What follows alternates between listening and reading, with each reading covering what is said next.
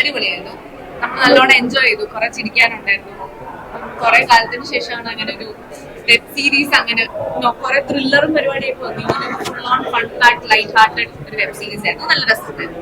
എല്ലാവരും അടിപൊളിയായി പെർഫോം ചെയ്തിട്ടുണ്ട്. നീരജ്, ഗൗരി, അജുചേട്ടന്റെ പേരായിട്ട്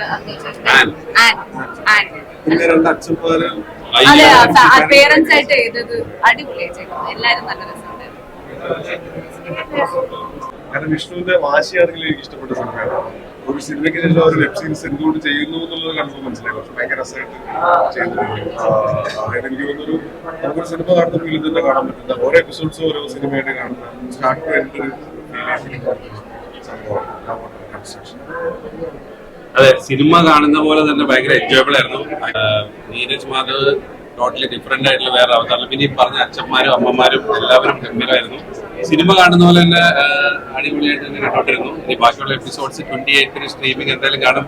കൺഗ്രാജുലേഷൻസ് ടു വിഷ്ണു രാഘവ്, പിന്നെ രഞ്ജിതേട്ടനും. All team.